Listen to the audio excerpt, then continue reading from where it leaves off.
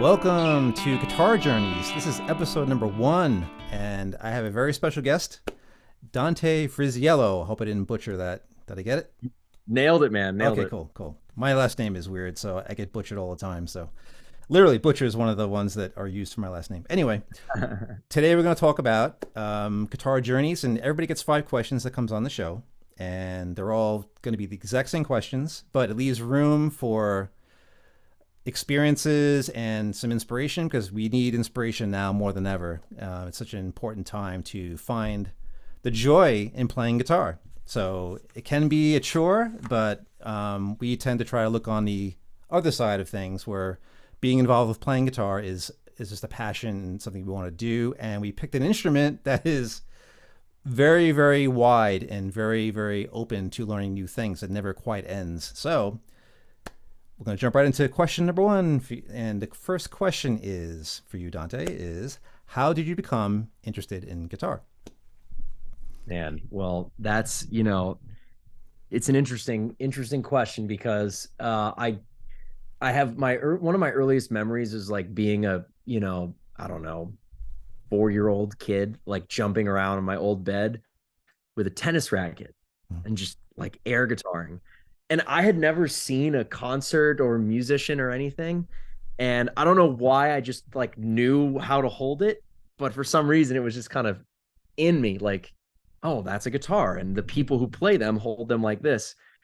And it's so funny because the older I get, the more I laugh at that memory and think, where did that come from? Like I just have no idea where that came from. But suffice to say, like I've always been interested in guitar. I didn't start playing though until I was 13. And I started playing um really playing. I started playing at like 11, and I had a teacher that was my sister's piano teacher, and she was teaching me how to play Mary Had a Little Lamb and stuff like that, and I hated it. So I quit. But I started playing Guitar Hero because I loved guitar and I was interested. I'm like, well, this is the next best thing, and I got really good at Guitar Hero. I beat Guitar Hero 3 on expert. Oh, nice. And yeah, I got super into it. And then I really owe it all to my older brother, Ricky, who was visiting one time and he saw me playing Guitar Hero and he was like, dude, that's so lame. What are you doing? Play a real guitar. And he grabbed my old acoustic and he started playing Stone Temple Pilots, Interstate Love Song. He just started playing that. And I remember watching him, and it was like, that's when it clicked. That's when I said, okay, I need to do that. Like I need to. And it was all that interest kind of culminated when I saw him play, because this is just the coolest dude, a normal person, and he just knows how to do it. Like anyone, it just kind of was like, oh, anyone could do it. He can do it, and he's awesome, and he's cool, and he could show you. So I got a new teacher, and at a music store, and I was a freshman in high school at this point, and that's really where it fully began playing on the guitar, because then it was over. I was not doing anything else other than playing guitar and working out, which I still love and I loved back then. So yeah, that's kind of how it started, in terms of where my original interest came from. And I still go out of my way today to find inspiration. Like I'll watch players that are doing things that I want to do or can't fully comprehend, and I force myself to stay inspired. I just will it. I just say, no, I'm gonna stay inspired. Like you said, sometimes playing can be a chore, but I put myself in the headspace that if it hurts my head while I'm practicing it, it's good for me.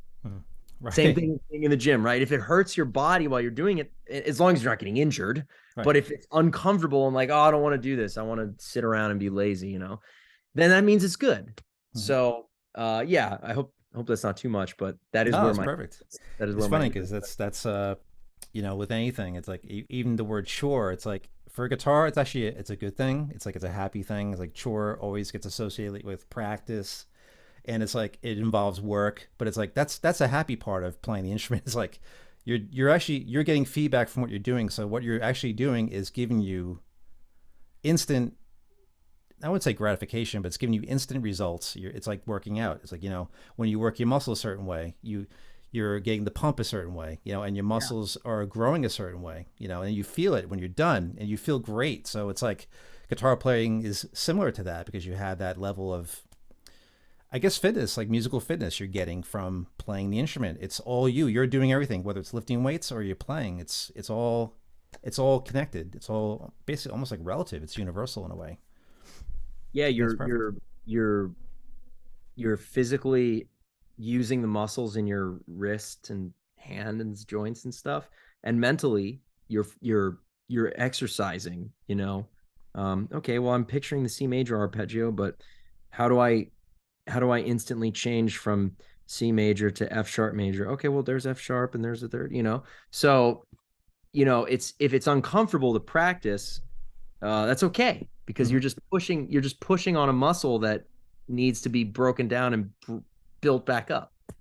Yeah, absolutely. It's like you're working those muscle groups that don't get the actual regular activity, so it's actually beneficial. It's like when you get a plateau when you're working out, it's like you don't have that growth. If you're Yeah. bodybuilding or something, you get stuck. So if you change the routine, like, okay, instead of doing 3 sets, I'm going to do two, but I'm going to superset it, whatever it's going to be. So I'm going to add more weight, less reps. So it's that confusion part that you give your body. So it's like the same thing with like this brain up here, this Yeah. muscle, the two hemispheres. You're getting that same type of thing. It's just amazing. That's the thing that's so cool about the guitar, is that it's just wide open that way. You never will master it. It's always there for you to explore something different and learn something different and work that muscle. So yeah, great. I Absolutely. love the answer. It's beautiful. Cool. And leading to the next question, and you kind of touched on it a little bit. Are you self-taught or did you take lessons? This could be like a shorter lesson because you kind of already sort of Yeah. discussed it a little bit. So. Yeah, well, I had a teacher in high school that was really good. His name was Eric Webb, and still to this day that dude rips face. I mean, he melts. And I took lessons from him for about 3 years. Mhm. And then I moved into an extended period of self-education that was supplemented by small bursts of education from players I really admired via Skype lesson. Oh. That's actually where I got the majority of my education. I learned a lot of the basics from Eric, lots of covers, all the minor pentatonic stuff, all the basic get your hands around basic rock guitar. I learned that all from Eric. Ironically, he could do way more than that, but he could do this country shit that was just unbelievable. I don't think I was ever good enough for him to bother teaching it to me. I wish I had. I wish I had learned it, but I also wasn't really interested in country, so there's that. Right. Um, but yeah, man. So this self-education period would look like this. It would be take 2 or 3 Skype lessons from someone I really admire, and then buy like 2 or 3 books and practice like the little snippets I got from them for like 8 months. And then, oh, so and so is offering a lesson. I'm going to get a lesson from them. Do that lesson and then go to school on whatever nuggets I can get from them. And I can very and then there was like Jake Halsam Lowe. He plays with Pliny and also the Helix Nebula. And I took Skype lessons from him for like 2 years, dude, when I was a lawyer, because he was always teaching, always there. And he is obviously extremely good, but like was making very modern progressive music. And Jake is very much an artist and not a teacher. And so I really, really wanted to know how to make my own music. So I Mhm. spent the most time taking lessons from him, because he would go into Logic with me and be like, okay, here's how you program those drums. Let's make them proggier. Let's make them odd time. Let's make it, polyrhythm. And so he would give me very hands-on education of like, no, this is how you change the grid. And like, this is how you make a ghost note. And, it's all the things that, you know, you want to learn, but I got it all from someone who does it hands on, not from a teacher or from an education program. That's not to short sell those things, obviously, because I hired a teacher. But, when it comes down to it, finding people who do exactly what you want to do and just getting as close to them as possible, meaning if they offer lessons, buy them. If they offer something that you're interested in, get it. Like, make that investment for yourself, because I mean, I'm basically as educated as most probably most average people who would go to music school. I'm sure there's tons of formal curriculum that I missed in, transcribing certain jazz songs or transcribing certain things that I just did other shit instead because I was more interested in Rush and Steve Vai. Like, how many Alex Lifeson solos did I transcribe versus, Miles Davis, right? Mhm. So yeah, I missed some of the traditional music schooly things, maybe, but like, I don't know. Guthrie didn't go to music school, I don't think. So I don't like, if he didn't do it, I don't need to do it. It's Yeah. it's more so, what did he do that I can do, right? So I got his books. Oh, He doesn't teach lessons, but I got his books, and I'm working through his books right now. So all of that is just, you know, there's education happening all the time. Everyone is self-educated. If you go to music school, you're just going there to get 5 different teachers a semester to guide you in your self-education. I took that self-education on independently, not because there was anything wrong with music school, but because I was a lawyer and I already had enough student debt, and there's no way I was going to bother getting a music degree. That wouldn't change my outcome. I knew I was smart enough to find education on my own, and I also had been through enough school to know all school is a place for you to go and get resources to then go home and self-educate. That's what you do in college. Trust me, there were plenty of classes where I learned nothing. yeah. That wasn't the school's fault. That's because I didn't care about, whatever. So yeah, those are kind of my thoughts, and that's, to answer your question, those are my experiences. Yeah, you brought up a good point too with like finding people that resonate with what you want to do. And that's how I approach when I teach.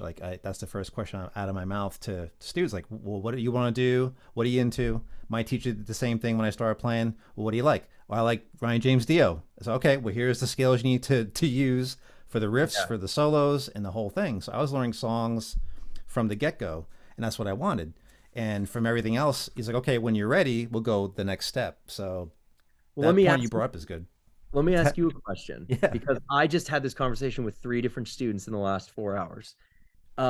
If you have a student who, let's say they're relatively intermediate, and they're, they know like the basic rock vocabulary, maybe minor pentatonic, maybe not, maybe some covers, whatever. But let's just say that their um interest is maybe to just get better and be able to move around the fretboard, or be more melodic, or maybe be able to improvise a little bit more, or whatever. What would you teach them? And I'm not saying this to put you on the spot. I'm just No, genuinely that's curious, good. because I just did this lesson a couple different times, and Yeah. I sort of was just winging it, because that's how I am as a teacher. I wing it. But yeah. So what would you teach someone like that? I think just basic melodies, Okay. or I would say, okay, take this Beatles song and learn Paul's part. Or there's a harmony, learn John's part against Paul's part. I like that. I like So at that. least they're right into the music right away. And this, if it could be something old like the Beatles, and it could be something brand new. It could be anything. It could be like maybe some of your songs actually. Yeah. That Oh, could I be kind of cool. love that. That's really cool, because what I end up doing is I end up just teaching people in that situation about intervals, because I usually find that most people aren't familiar with that concept. Yeah. Um, for whatever reason, I don't know why. It should be the first thing you learn, but or one of the first things. But yeah, I don't know. That's interesting. I like that, because it gets anything you can do to get people transcribing, right? Like, Yeah. that's where the most education always is. And it's the year training as Certain, well, so they can yeah, pick you out don't need what's to go to important. music school to transcribe. I mean, just sit down and throw something on and do it. It's not, Yeah. you don't. So yeah, Yeah. education is relative. Yeah, it's like it's really case by case, person by person, which is kind of the nice thing about one-on-one lessons, because you get each person wants something different, as opposed to a Yeah. classroom where you almost get lost in the shuffle because there's so many people in the room and you got to hit all of them. So Yes. there's an advantage to both ways. It's interesting to see where people want to go, and then you just try to Yeah. fulfill that sort of moment for them. Yeah.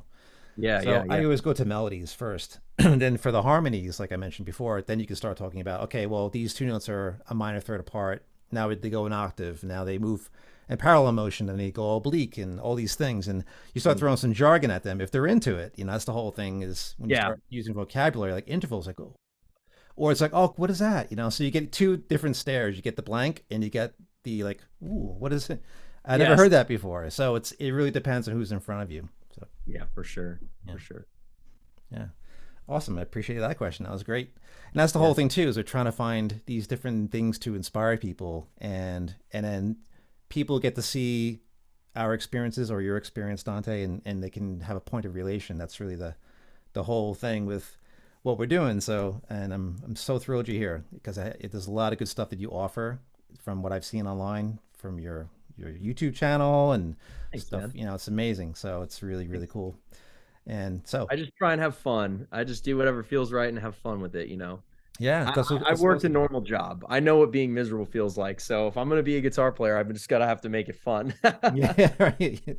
You have no choice now. So, but Exactly. again, it's a fun problem to have. It's a nice problem to have. When you're in something that you just cannot, you can't stand. It's the worst way to be in terms of an existence. You know, it's such a drag. So anything, no matter what it is, if you could find a joy in whatever it is you're doing, you know, something, even if it's a job you're doing, and you just totally just ugh, there could be something there where you go, okay, well, I like this part of my job, so maybe I should kind of hone in on that part and really Right. develop that. And it's the same thing with music. So it's like all these universal types of connections between um, our vocation, you know, what we do for a living, our hobbies, and finding happiness is such a key thing. And I'm sure you resonate with that idea. And that kind of goes into the next question of what is your favorite style and or genre? So again, things that kind of have to deal with happiness, and musically, what's the thing that kind of really jacks you up, you know? Hmm. Interesting. Well, um, it would depend on what part of my life we talk about, you know, because at certain points, certain things were the most inspiring. I would say right now, I've reached a point where my only musical interest is deepening my own voice. I have come full circle to realize that I don't want to sound like anyone else. How do I do that? I don't know. Because there are still guys and girls who play, and I hear them do things and I go, oh, I need that. I need to sound like that. So I'm in a period of furious education right now. And that education is to transcribe and study things every day in small bits. Like if I really love Mateus Asado, Oh so yeah. I'll take like 5 seconds of what he does and just try to steal 5 seconds and then extrapolate from that. What's the thing about that 5 seconds I really liked? Oh, it's this movement. Okay, so I could do that here, and then if I did it in with this string as the root note, it would look like this. And if I did it with this string as the root note, it would look like that. And that's really how I implement anything into my playing is get it and then do it on different root notes in a couple places. And then it's like, then it's kind of there. Mm-hmm.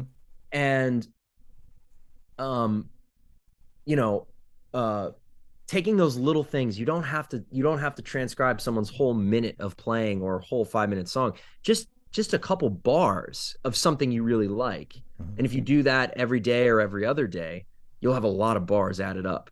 So right now, I mean, I always wanted to sound like Alex Lifeson and Steve Vai combined. Like that's always what I wanted to sound like. Um, Big chords, textures, and super beautiful hyper shred melody, you know. Those are the two things those guys do, and they're both great songwriters and arrangers with the electric guitar. Um so those are really my two biggest influences, and then my biggest modern day influence is Pliny, who I think is like Steve Vai mixed with Periphery, you know. Right. So those were always like my main north stars. Mm-hmm. But right now, you know, to really fully answer your question, what I want to sound like is me. And so what I'm doing to really exercise that is instead of doing as much transcribing or stealing and stuff, I do still do some of that, you know, but what I really do is exercise my own musical voice every day. And that looks like singing melodies over chords, right? A couple chords, force yourself to change keys on the same string, visualize the change, sing a melody that changes with the chord instead of being stuck in a key. So, like picking two or three chords that are totally unrelated in key, you know, so that there's as little overlap as you can possibly find. and then force yourself to change. It's like I've been practicing over Guthrie has a song Fives. Mm-hmm. Yep. A minor 11, F minor 11, D flat major 7.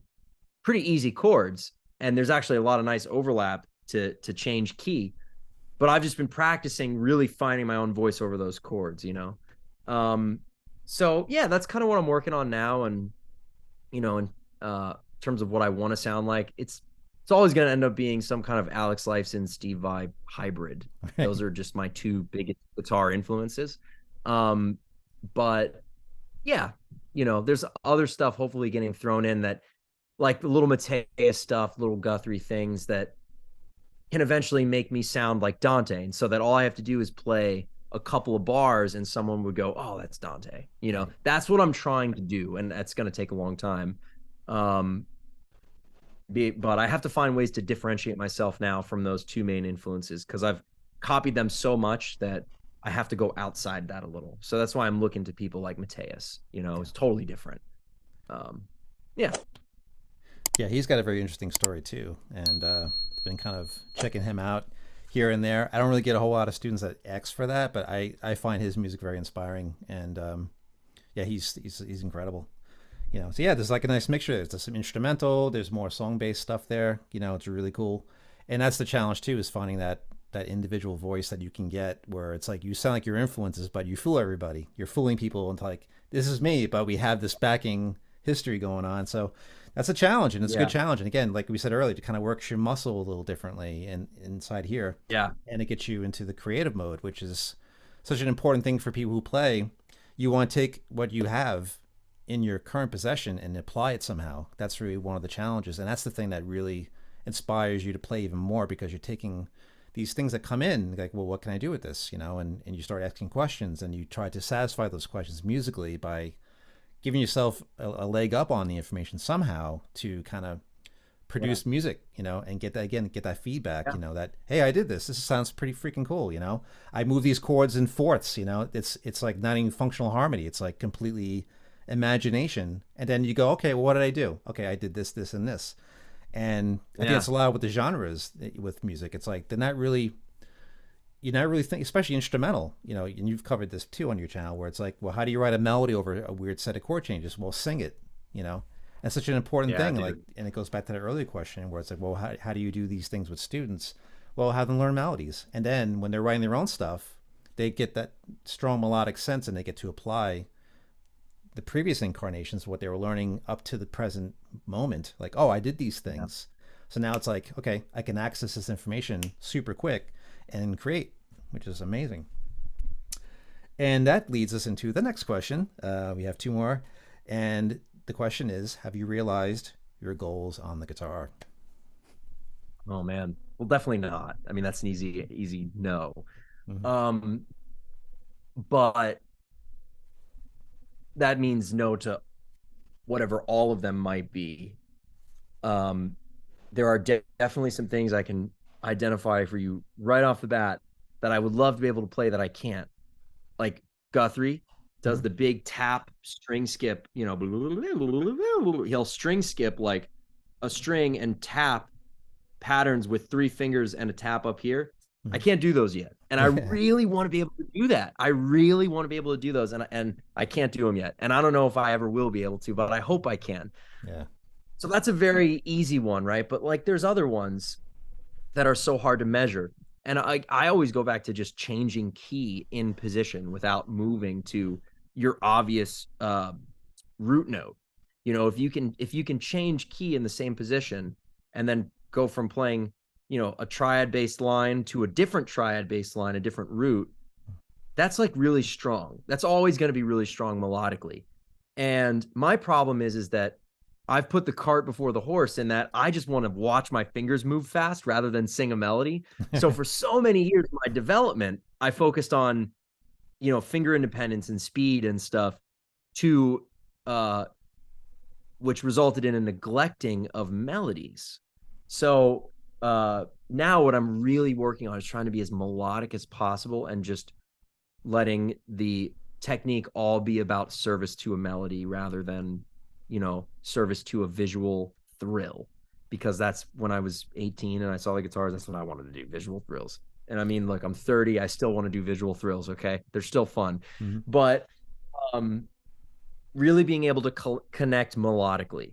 That's sort of my main goal as a guitar player. But as a musician, I have a lot of other goals that I've met and exceeded, which are making records. You know, that was always my number one goal. I wanted to be a composer. I wanted to make music. I still think of myself more as a composer than a guitar player. Guitar is my instrument, my vehicle to serve compositions or to perform, because I love to perform.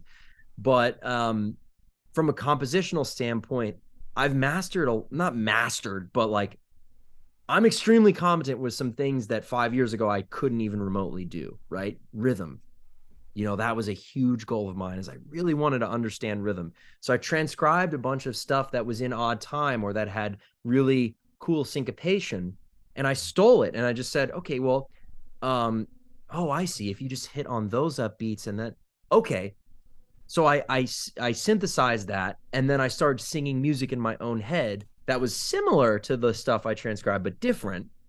And then eventually that led to being able to write stuff where now, like, you know, if you told me 5 years ago, hey, can you write me a syncopated riff in 9/8, like a cool syncopated riff that's easily clappable in 9/8 to get people going, but make them not realize it's not 4/4, I would be like, I don't know, but I wish I could do that. And now I can point to a song I wrote where it just goes 1, 2, 3, 4, 5, 1, 2, 3, 4, right? Accenting 1, 3, 5, and then 1 and 4, Mm-hmm. 9/8 notes. 1, 2, 3, 4, 5, dun, dun, dun, dun, dun, dun, right?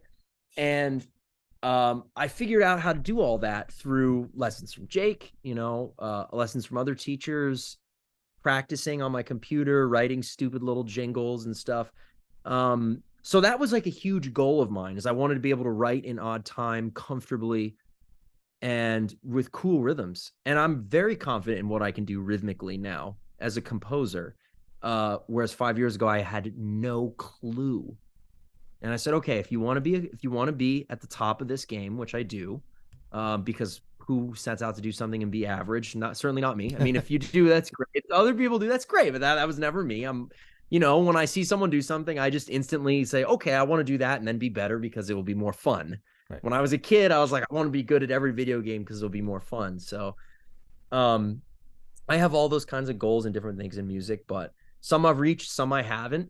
Rhythm was the main focus of mine for a solid 5 years, and melody has become a focus. And now my next focus is harmony. If you ask me to write a harmony for you right now over something, I could do something okay, maybe decent, serviceable, but I want to be able to do it. It would take me a while. I want to be able to do them fast and beautiful and powerful. And I work with a lot of musicians who can do that. Buddy, you know, some buddies in my band and other friends of mine who can do that so fast. And I want to be able to do that. And I can do it with rhythm. So I know, okay, I can learn how to do that with harmony. But that's my next 5-year journey. Yeah. So it's amazing. Yeah. Absolutely. It's rhythm is definitely can be a crazy animal to tame. So, but it's, if you know that feel, you know, once you get the feels literally with the rhythm, and you know how to identify it, half the battle, I guess, is actually feeling it first, and then, okay, what did I just do? You know, but even the music you listen to, yeah. Oh, I was just gonna say, it's so funny with rhythm. Like, you spend so many years stressing over how do I count this, and I don't count shit anymore. I don't count anything ever. I couldn't tell you what time signature anything is in, and I don't care. Is because I can sing it, I can feel it almost instantly if it's repeating, as long as it's repeating, you know. So yeah, It's amazing. I didn't mean I kind of interrupted you there. I'm sorry. No, not at all.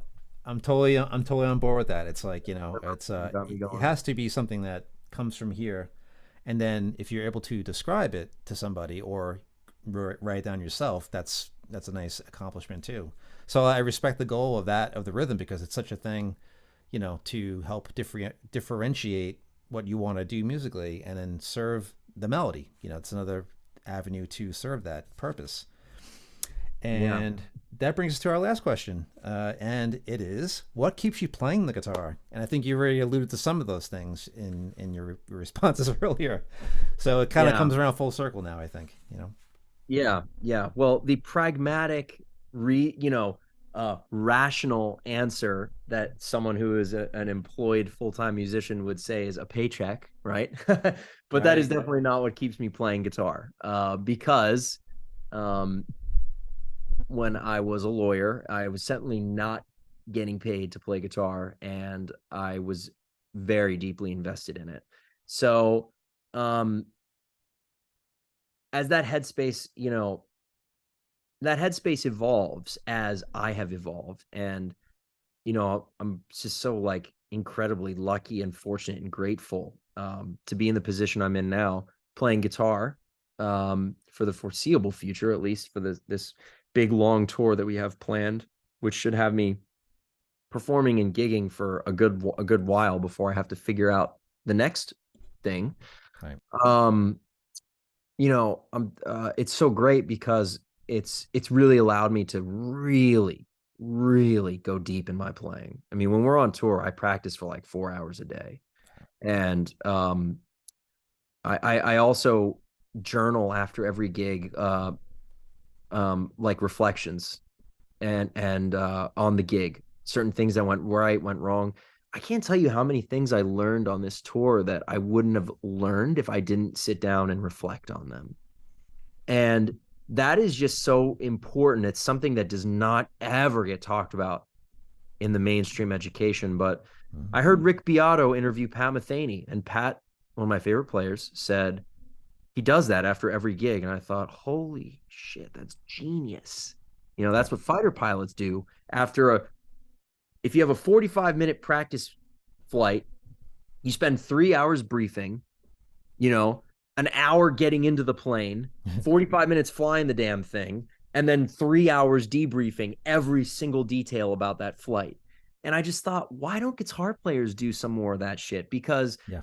there's the way the brain works is it can only take in certain information and can only absorb so much. And then there's education happens in your sleep. The wiring in your brain deepens its connection while you sleep and while you aren't doing things, especially with hand-eye coordination. Mm-hmm. So you have to take breaks and stop and think. Sometimes in Guthrie's book, he wrote something that like sometimes the most effective way to improve your playing is away from the guitar, like to Right. to literally just visualize that Mm-hmm. arpeggio change, to just think about, wait a minute, I was just improving and it wasn't as good as I wanted it to be. Well, why? Let's stop and think for a minute. Why? Instead of just saying, oh, it wasn't as good. Oh, I'm not good. How do I get better? I don't know. Why? Like, record yourself and watch back. Why does it suck at a certain point? And just that reflection has been so important for my continued education. And to answer your question, to come back to it, what keeps me coming back to the guitar now is that I'm reflecting and learning more than I ever have. And I think that is a product of some experience, some age, and the opportunity I have to play with Steve is like, okay, well, if I'm going to do this, I got to be really good and I got to be really on my game. And I don't think I'm good enough yet. I don't. And I want to get better and I'm focused on getting better. And it's fun to get better because if you told me, like we were talking about that Guthrie Govan song, if you would have told me, 4 or 5 years ago, hey, dude, play over these three chords, I couldn't do it. I'd have no idea, really. Maybe I'd get lucky over the A chord, but then when it changes to F, I mean, forget about it. I'd be like, all right, well, I guess I'll play an F note, or I don't know. I mean, like I wouldn't know what to do. So, what's fun now is that I can sit down with those chords and really like get into them, and I'm finding that my musical voice is starting to this inner melody, right? Mm-hmm. It's starting to bloom out and get more comfortable. And it's very simple. I think the better you get at things, the more fun they become, Mm-hmm. because you spend less time thinking about how to do and more time enjoying. And the the better I get at guitar, the more I enjoy it. So that's what keeps me coming back. And I play and practice now a lot more than I used to. But what kept me coming back before I was a professional musician was just my like lusty desire to be good at it. It just, man, I just want to make a piece of music that makes people feel what a certain piece of music made me feel, because I just wanted to. And that has never gone away and never changed. And regardless of where whatever paycheck to fund my life comes from, that feeling will always be there. And if I ever lose that feeling, that will be my sign it's time to move on to something else. Yeah, I agree. Yeah, it's like um, mhm. that's just how I view life, and so I don't really think about what keeps me motivated to learn or get better. I just feel it. And if I were ever to stop feeling it, I would take that as a sign. Okay, well, maybe you're not as interested in this anymore. And there have been plenty of things in my life like that, hobbies and side interests and stuff that consumed me for 6 months. And then maybe not me. And the guitar has just been around the longest. It was like I said, it was like one of the first things in my life, and it has never gone away. And no matter what winds of change have blown through my life, to get deeply, oddly metaphorical, the guitar always stood fast. Nothing else ever stayed as long. Yep. So to answer your question, that's why. Very well. Yeah, it's like the guitar has staying power, folks. You know, it really does. And the fact that we all play and are involved in this crazy scene, hearing your experience and these questions being answered in such that way, I really hope it lends inspiration to everybody that's feeling, well, however they're feeling about guitar, whether they're feeling down low, that or they don't feel adequate. We all share that same kind of feeling, but there's something about the guitar, just like it's like you said, it's like it's been around the longest. In your experience, it's been there. It's like, and just being involved with it and playing it gives you a certain feeling, and it's like that's the other thing that keeps the attraction to the instrument. Is like, how do you feel after you play? Like you're learning these concepts from Guthrie and all these people. It's like, what is it? That's that one thing that's played a certain way, and it just grabs you. It's like, I have to, like you said, I have to own that. I need that. What is he doing? What is she doing? Whoever the player is. And that's the thing that keeps you in the game, is it's people inspiring each other, and then you're, like you said, you're taking certain things from other players. I need to have that, and I want to use that, and I want to create with that. And we all kind of do that. It's like, it's almost inescapable. There's so many people out there that have so much to offer as players. Yeah. That it never really ends. I mean, there's somebody like we probably never heard of that's doing amazing shit. And it's like, oh, where did this guy come from?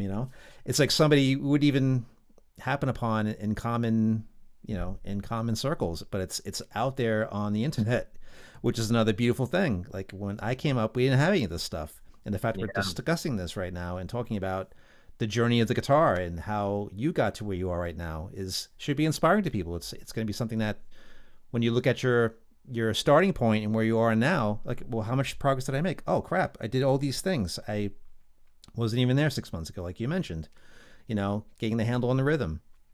Now you have that ability. Now on to the next, Yeah. That's something that's just incredible, and I think that should really inspire people that when you feel down in the dumps, you're never really in the dumps. It's just a matter of how you view that. What is it that you're viewing that's causing you to feel a certain way? When I feel depressed, it's because I'm not playing enough.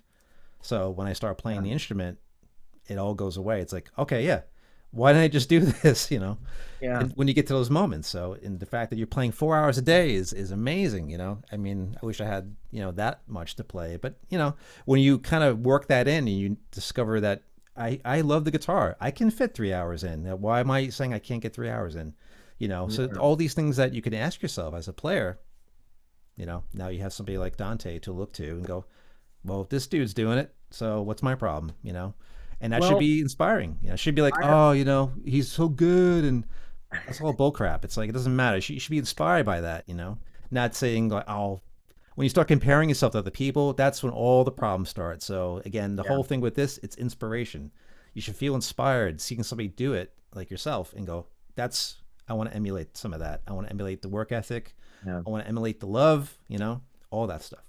Well, I hope, people do feel that. People are, look, people are gonna feel what they feel. I can't control that. But what I can suggest as someone who, I mean, look, I've heard people complain like, oh man, I didn't get to play guitar for a week because I was injured or because of something, or you hear these things, and I'm not down talking this.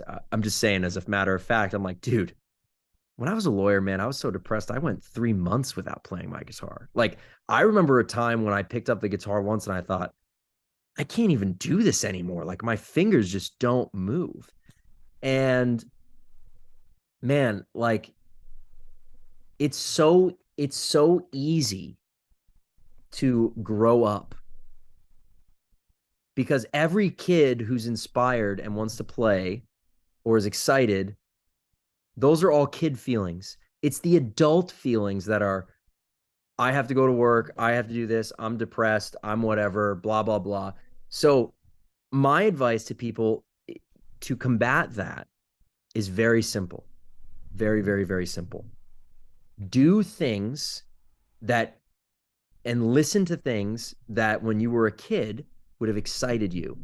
The older you get, it's so easy to be like, oh, I'm too cool to like geek out about Rush anymore. Like, okay, yeah, I mean, Rush was my favorite band as a kid and blah, blah, blah. But, now I'm 30 and I listen to other things. And yeah, and I mean, they're a cool band. I still love them. But like, no, dude, I intentionally go out of my way to continue to geek out about Rush, even though I know society says the cool thing is to not be a fanboy, right? Screw that, right? Like, I am a huge fan. I love that. And the fact that I go out of my way to try and embrace it. I'm not saying this because I'm special. I'm saying everyone should do this. Go out of your way to continue to embrace the things that being an adult might have beaten out of you. Getting a job, not playing anymore, not listening to certain bands anymore, or losing touch of stuff because it's not cool or whatever. Dude, screw that, man. Being depressed is not cool. No. Being in a therapist's office because you don't know how to, get through your day, like, that's not cool. That's not, I mean, it is cool to do that, but it's not a cool place to be. Right. And to get out of that, it's all up to you. All up to it's always up to you. It's always up to the individual. It's not really up for debate in my mind. It's your call whether you want to see things in a positive way or not. And if you want to take the steps to stay inspired, you have to take those steps. Put on your favorite old Rush record from first grade and go for a walk and tell me what you think about moving pictures as a 30-year-old instead of as a 5-year-old. That's an exercise for me. I haven't listened to that record in 15 years. So, but I know, I still know every note of it. But anyway, I'm rambling a little bit, but my point is that staying inspired is something that you can take exercises to do. Just like anything else, you can take steps. If you're not inspired, that doesn't mean you're no longer inspired. That means you're not doing anything to stay inspired. How do you do that? Go back to old shit or look for new shit. It's that simple. Absolutely. Join a funk band. If you're a rock guitarist, go join a funk band and see how hard it is to try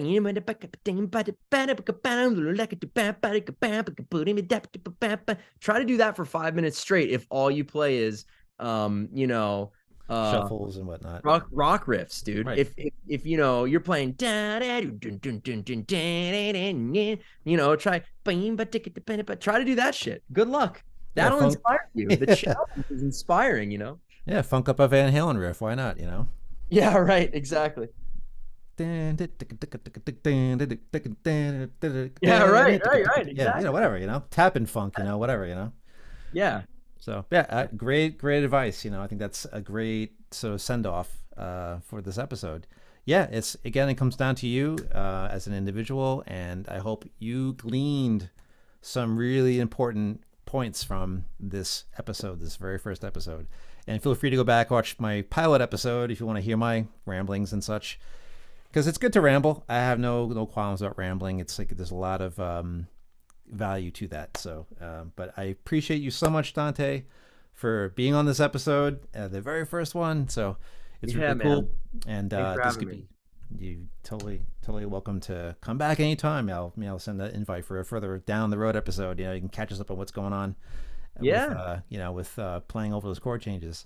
That'd be great. Yeah, man. And maybe I'll be able to do the tapping. Who knows? That's one day. Yep. Well, there's your inspiration right there. That's it. So I'm gonna have a whole bunch of links below to all Dante's work, what's happening, past interviews. Oh, and also Guitar World. There's a thing I'm gonna put down below. Dante was featured in the most recent issue, I think, of Guitar World, or I think it was with the Metallica cover. Is that the one that was the issue? Was it? Okay, I don't know. I think, yeah. I used to subscribe to Guitar World. I don't is anymore, an issue. But... Oh my God, if it's a physical one, please let me know. I thought it was maybe just an online article. Okay, maybe it's in there. I haven't gotten the most recent issue, but it's possible. One. Ooh. I gotta go to the store and find go to the store and find the most recent issue of Guitar World and see if you can find Dante in there, because he's in there. I just definitely gonna leave a link below when I find it as well, and you guys can go and check it out. Thank you, I appreciate it. You got it, man. And thank you again. Appreciate that. And I hope you guys are inspired. Please like and subscribe to the channel. Look at the links below. There's a ton of stuff you can go and check out. Guthrie Govan's book.